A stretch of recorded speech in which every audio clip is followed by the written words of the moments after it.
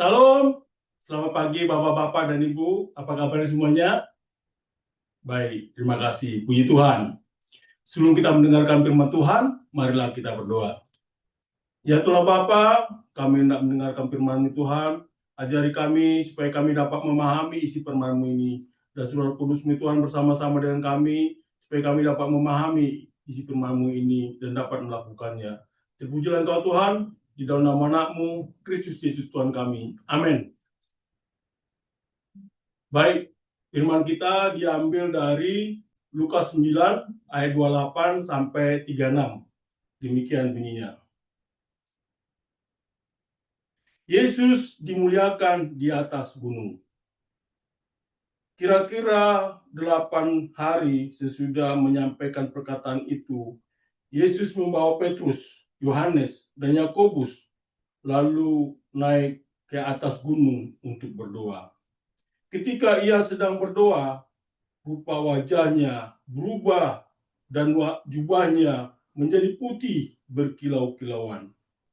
Tampaklah 2 orang berbicara dengan dia, yaitu Musa dan Elia. Keduanya terlihat dalam kemuliaan dan berbicara tentang kepergiannya yang akan digenapinya di Yerusalem. Sementara itu, Petrus dan teman-temannya telah tertidur, dan ketika mereka terbangun, mereka melihat Yesus dalam kemuliaannya dan kedua orang yang berdiri di dekatnya itu. Ketika kedua orang itu hendak meninggalkan Yesus, Petrus berkata kepadanya, "Guru, sungguh baik kita berada di tempat ini. Biarlah kami dirikan 3 kemah, satu untuk engkau, satu untuk Musa, dan satu untuk Elia." Namun Petrus tidak tahu apa yang dikatakannya itu. Sementara ia berkata demikian, datanglah awan menaungi mereka. Ketika mereka masuk ke dalam awan itu, takutlah mereka. Lalu terdengarlah suara dari dalam awan itu yang berkata, "Inilah anakku, pilihanku, dengarkanlah dia." Ketika suara itu terdengar, tampaklah Yesus tinggal seorang diri. Pada masa itu, murid-murid itu diam dan tidak menceritakan kepada siapapun apa yang telah mereka lihat itu. Demikianlah firman Tuhan, berbahagialah mendengarnya dan mendengarnya. Amin.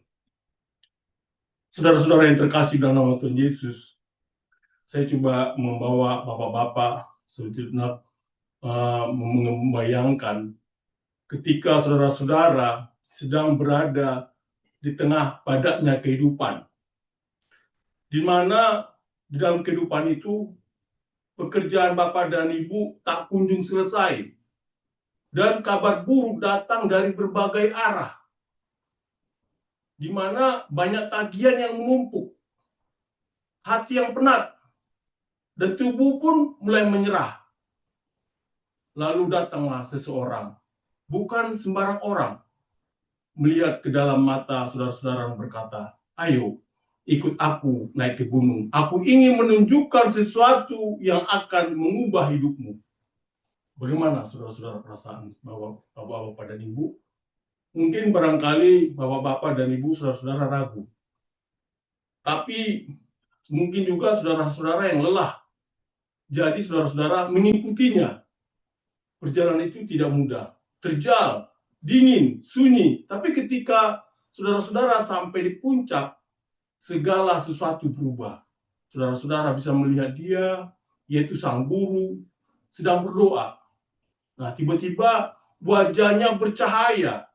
Bukan cahaya biasa, tapi cahaya surgawi. Pakaiannya memutih berkilau, seolah-olah seluruh surga sedang menembus batas bumi. Dan kemudian saudara-saudara muncul 2 tokoh besar dari masa lalu, yaitu Musa dan Elia. Nah, mereka tidak muncul dari kabut atau angin, tapi dengan kemuliaan yang nyata. Mereka berbicara bukan tentang kejayaan masa depan, tapi tentang penderitaan, tentang kepergian Yesus ke Yerusalem, yaitu juga tentang salib.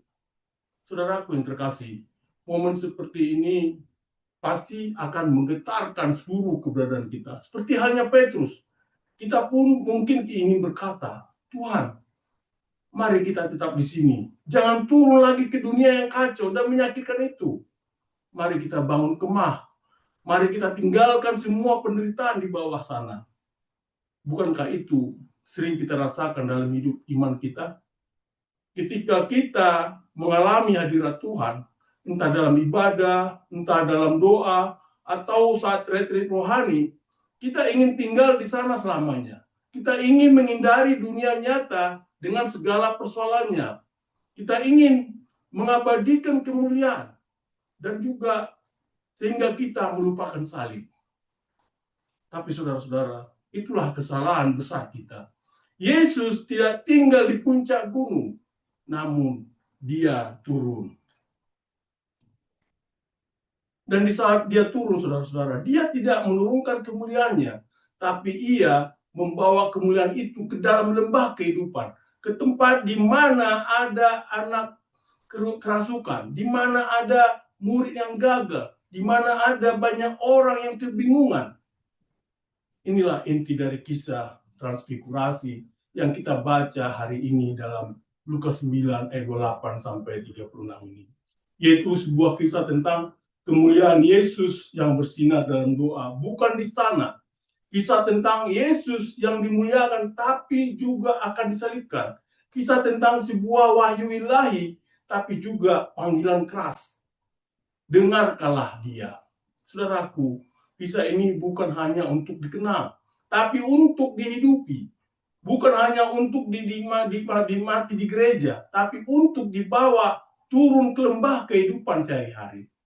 Hari ini, saudara-saudara, adalah Minggu Estomihi, yaitu minggu sebelum hari Rabu Abu, saat kita akan memulai masa Prapaskah.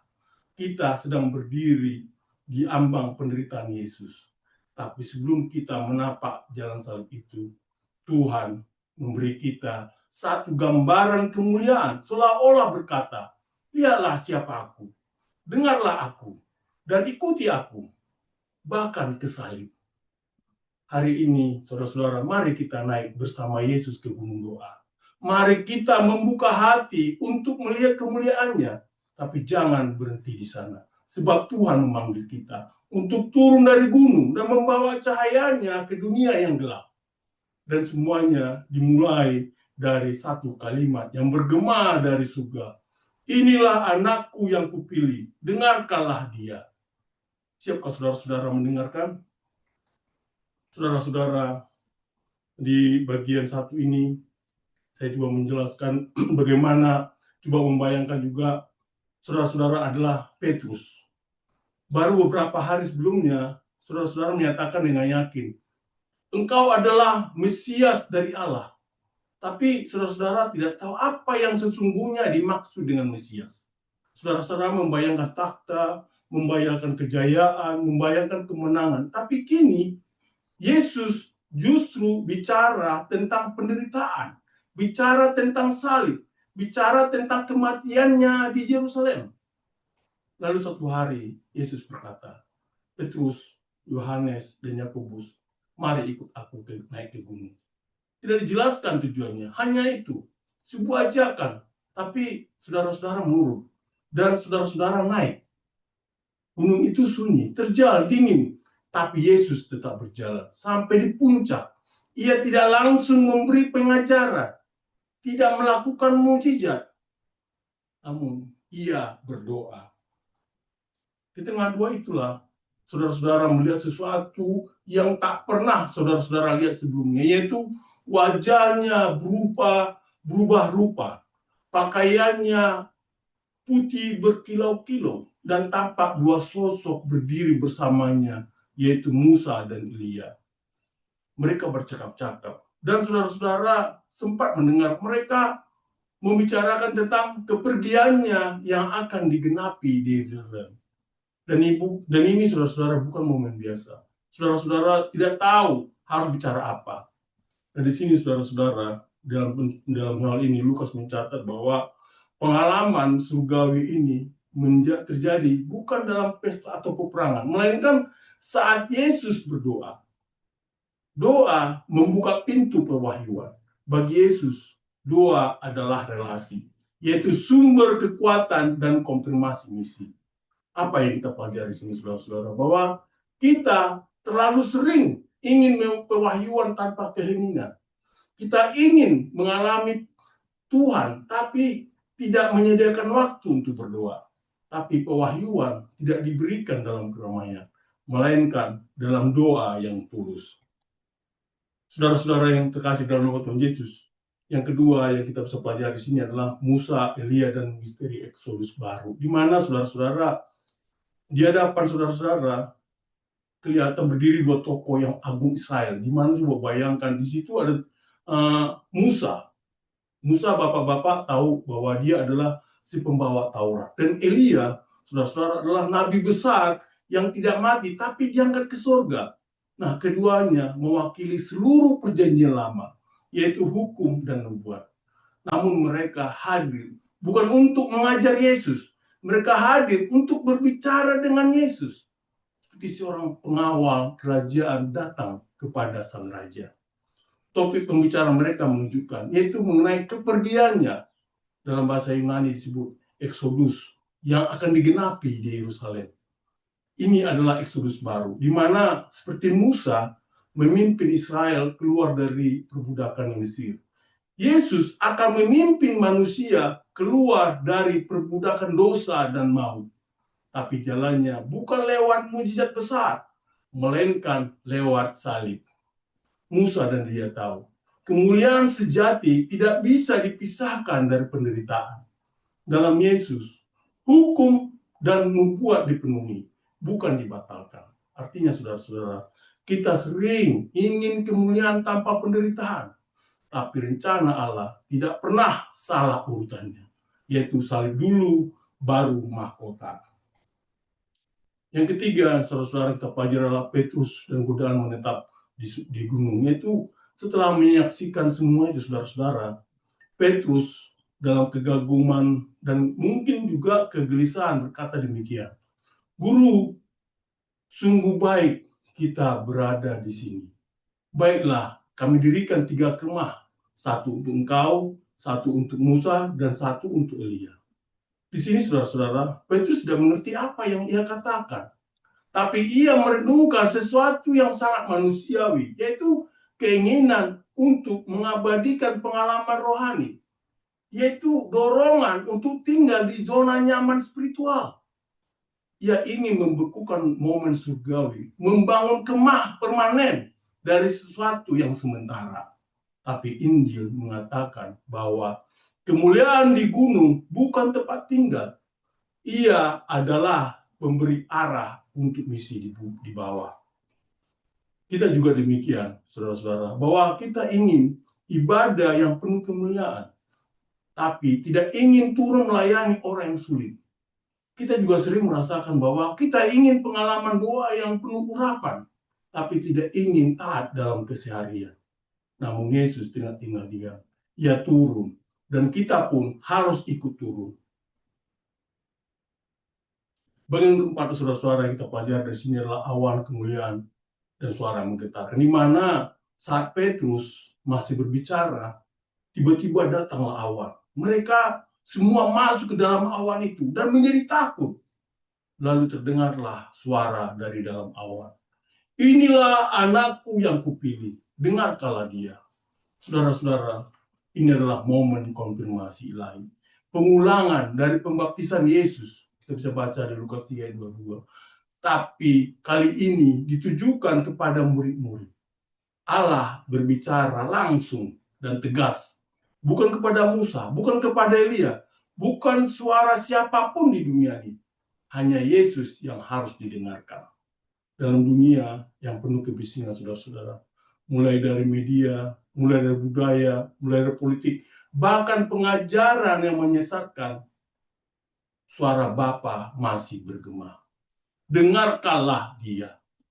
Saudara-saudara, iman Kristen bukan hanya percaya kepada Yesus, tapi mendengarkan dia. Dan mendengar dalam Alkitab berarti menaati. Hal yang kelima kita pelajari adalah diam dalam kegaguman. Keinginan sebagai respon. Di mana ketika awan itu lenyap, saudara-saudara, Musa dan Elia menghilang. Yang tersisa hanyalah Yesus seorang diri. Dan murid-murid diam. Mereka tidak langsung bersaksi. Mereka tidak membuat konten. Mereka diam. Dalam Injil Lukas ini, Lukas mencatat bahwa diam adalah bentuk penyembahan. Diam bukan karena takut, tapi karena takjub akan kekudusan Tuhan. Dan dunia modern yang menuntut suara setiap waktu, setiap gereja dipanggil untuk belajar berdiam di hadapan Tuhan. Tidak semua hal harus segera dikomentari. Kadang keinginan adalah bentuk iman yang terdalam. Saudara-saudara yang terkasih dalam nama Tuhan Yesus, bagian ke-6 ini kita pelajari bagaimana bahwa setelah semua pengalaman surgawi itu, Yesus tidak membangun altar. Ia tidak mengadakan seminar teologi di gunung. Namun ia turun. Dan ketika mereka sampai di bawah, mereka langsung menghadapi realita, yaitu di mana ada seorang anak kerasukan setan, di mana murid-murid yang gagal menolong, di mana diturun di bawah itu kerumunan orang yang putus asa. Inilah gambaran dunia kita, yaitu lembah penderitaan. Gambar dunia adalah penuh konflik, dan juga gambar dunia kita adalah penuh dengan kebingungan. Namun Yesus hadir. Ia tidak membawa nostalgia dari gunung, tapi kuasa untuk menyelamatkan. Saudara-saudara, apa yang kita pelajari di sini? Bahwa spiritual sejati tidak menjauh dari dunia. Ia turun ke dunia untuk mengasihi, menyembah, dan juga melayani. Hal yang ketujuh kita pelajari adalah bahwa ada kemuliaan yang tidak terpisah dari salib. Di mana kita pelajari bahwa Musa dan Elia membicarakan tentang salib Yesus. Bukan karena itu kegagalan, tapi karena itu adalah pusat rencana Allah. Kemuliaan di gunung dan penderitaan di Yerusalem bukan dua hal yang bertentangan, tapi dari satu rencana penebusan. Kita sering tertipu oleh teologi populer yang berkata, jika kamu diberkati, kamu tidak akan menderita. Tapi Yesus justru berkata di Lukas 9 ayat 23 mengatakan, barang siapa tidak memikul salibnya setiap hari dan mengikut aku, ia tidak layak bagiku. Saudara-saudara yang terkasih dalam nama Tuhan, gereja hari ini masih dipanggil untuk mendengarkan Yesus. Dengarkan dia ketika dunia berkata kekuasaan segalanya. Dengarkan dia ketika budaya berkata ikuti hatimu. Dengarkan dia ketika penderitaan membuatmu ingin menyerah. Karena hanya satu suara yang membawa kita keluar dari kebingungan menuju hidup kekal, yaitu suara anak Allah. Saudara-saudaraku yang terkasih dalam nama Tuhan Yesus, transfigurasi bukan hanya pengalaman rohani Petrus, pengalaman rohani Yohanes dan Yakobus. Ini adalah undangan bagi kita semua untuk naik bersama Yesus dalam dua, melihat kemuliaannya, dan lalu turun membawa terang itu ke dalam dunia yang gelap. Transfigurasi bukan tentang penghentian, tapi titik awal perjalanan penebusan. Maka saudara-saudara, mari kita menjadi gereja yang ditransfigurasi. Bukan gereja yang nyaman, tapi gereja yang taat.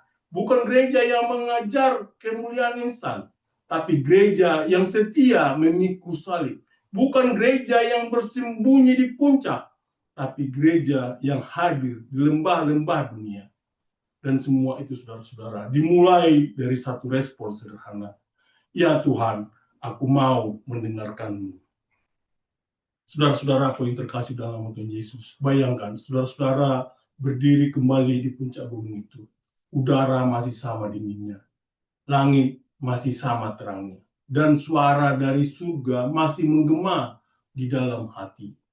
Inilah anakku yang kupilih, dengarkanlah dia. Kini saudara-saudara tahu siapa Yesus sesungguhnya. Bukan hanya guru yang bijak, bukan hanya penyembuh yang penuh kuasa, tapi anak Allah, Sang Mesias, yang akan turun dari gunung kemuliaan menuju bukit Golgota dan menebus dunia. Lalu saudara-saudara, bayangkan Yesus menoleh kepada saudara-saudara dan berkata, sekarang saatnya kita turun. Momen ini telah berlalu. Musa dan Elia tidak lagi tampak.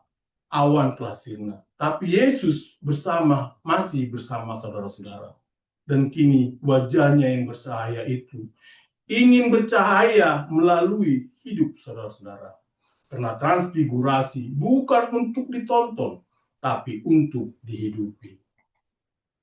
Lalu poin-poin penting apa yang kita pelajari dari Lukas 9 ayat 28 sampai 36 ini? Ada 6 hal, yaitu satu adalah pewahyuan Tuhan terjadi dalam doa yang dalam, di mana Yesus berubah rupa saat ia sedang berdoa. Artinya, kemuliaan tidak datang dalam keramaian dunia, tapi dalam keheningan hubungan dengan Allah. Apa yang kita lihat di sini adalah bahwa jika kita ingin melihat Allah, kita harus mulai dengan berdoa bersungguh-sungguh. Doa bukan rutinitas. Doa adalah tempat perjumpaan, tempat perubahan, dan tempat konfirmasi misi. Yang kedua yang kita pelajari adalah kemuliaan Kristus tidak terpisah dari jalan salib. Musa dan Elia tidak membicarakan kemegahan atau kemenangan politik. Mereka membicarakan tentang kepergiannya, yaitu tentang eksodusnya yang akan digenapi di Yerusalem. Saudara-saudara, apa yang kita pelajari di sini? Bahwa kemuliaan dalam kekristenan bukan berarti bebas masalah, tapi setia dalam penderitaan. Yesus mulia karena ketaatannya sampai mati di kayu salib. Dan jalan itu, saudara-saudara, yaitu jalan salib, juga adalah jalan kita. Poin ketiga adalah dengarkanlah dia. Inilah perintah surgawi. Hanya ada satu suara dari langit. Dan itu bukan untuk memberikan pujian atau pengajaran, melainkan perintah. Dengarkanlah dia. Artinya, saudara-saudara, dalam dunia penuh kebisingan, di mana banyak iklan, di mana banyak media sosial, di mana banyak berita palsu, di mana banyak budaya populer, namun suara Yesus harus jadi kompas hidup kita. Dan mendengarkan Yesus berarti menaatinya, bahkan ketika tidak nyaman. Poin keempat adalah iman sejati tidak menetap di puncak, tapi turun ke dunia. Petrus ingin tinggal di puncak gunung dan mendirikan kemah, tapi Yesus menolak. Karena tujuannya bukan tinggal dalam pengalaman rohani, tapi menyelamatkan dunia. Artinya, saudara-saudara, jangan puas hanya dengan pengalaman ibadah yang menyentuh. Turunlah ke dunia, ke keluarga yang hancur, ke tempat kerja yang keras, ke masyarakat yang berdarah-darah. Karena disitulah kita dipanggil untuk membawa terang Kristus. Poin kelima adalah diam di hadapan Allah, yaitu penyembahan yang terdalam. Murid-murid diam setelah melihat semuanya. Mereka tidak langsung berkhotbah. Mereka tidak langsung heboh. Mereka diam karena kagum. Artinya, saudara-saudara, dalam budaya yang menuntut berbicara, di banyak postingan, di mana banyak respon cepat, Tuhan mengundang kita untuk diam, menyembah, dan mendengar suaranya lebih dahulu. Yang keenam adalah transfigurasi, adalah undangan untuk transfigurasi kita. Wajah Yesus bersinar. Dan itu bukan sekedar peristiwa teologis. Ini adalah gambaran dari perubahan yang Tuhan ingin kerjakan dalam kita. Artinya, saudara-saudara, ia tidak hanya mau menunjukkan kemuliaannya kepada kita. Ia mau mengubah kita menjadi pribadi yang memantulkan kemuliaannya. Seperti kata Paulus di 2 Korintus 3 ayat 18. Kita semua mencerminkan kemuliaan Tuhan. Diubah menjadi serupa dengan gambarannya. Saudara-saudara, apa yang kita bisa lihat di sini adalah mungkin saudara-saudara hari ini, saudara-saudara sedang berada di lembah yang gelap. Mungkin saudara-saudara sudah lupa bagaimana suara Tuhan terdengar. Mungkin juga saudara-saudara terlalu lelah untuk berdoa. Mungkin juga saudara-saudara tergoda untuk lari dari salib. Mungkin juga saudara-saudara hanya ingin tinggal di puncak, tidak tahu saudara-saudara harus turun. Hari ini, saudara-saudara, Tuhan tidak hanya ingin menunjukkan cahayanya. Tuhan ingin mengubah saudara-saudara menjadi terangnya. Oleh karena itu, saudara-saudara, apabila saudara-saudara berdoa, berdoalah dalam hati, katakanlah demikian. Tuhan Yesus, aku telah melihat siapa Engkau. Engkaulah anak Allah yang dipilih. Aku ingin mendengarkan suaramu. Ampunilah aku. Jika selama ini aku hidup hanya untuk pengalaman rohani tanpa ketaatan. Bentuklah aku menjadi terangmu di dunia. Turunkan aku dari gunung dan pakailah aku untuk pekerjaanmu. Saudara-saudara yang terkasih dalam nama Tuhan Yesus, mari kita pulang hari ini dengan satu tekad, yaitu menjadi gereja yang tidak hanya berdoa di gunung, tapi juga melayani di lembah. Menjadi gereja yang tidak hanya menyembah dalam terang, tapi juga berjuang dalam kegelapan dengan iman. Menjadi gereja yang mendengar suara Tuhan, tapi juga dan menghidupinya dalam keseharian. Sebab dunia tidak butuh gereja yang nyaman di atas, tapi gereja yang berani turun. Gereja yang berani membawa terang ke bawah. Dan jika saudara-saudara bertanya, apa yang harus dilakukan mulai besok? Jawabannya sederhana. Dengarkanlah dia. Dengarkanlah Yesus. Dan lakukanlah apa yang Yesus katakan. Amin. Mari kita berdoa. Ya Tuhan Bapa, kami telah mendengarkan firman-Mu Tuhan. Kiranya Engkaulah selalu bersama dengan kami. Ajari kami Tuhan, supaya selalu kami mendengar Engkau ya Tuhan, dalam kehidupan kami sehari-hari. Dan selalu mentaati Engkau ya Tuhan, dalam kehidupan sehari-hari. Mungkin kami Tuhan masih dalam banyak godaan dan cobaan di dalam kehidupan kami. Tapi ajari kami Tuhan, untuk selalu mendengarkan Engkau. Ya Tuhan Bapa, terpujilah Engkau Tuhan, di dalam nama Anakmu, Kristus Yesus Tuhan kami. Amin.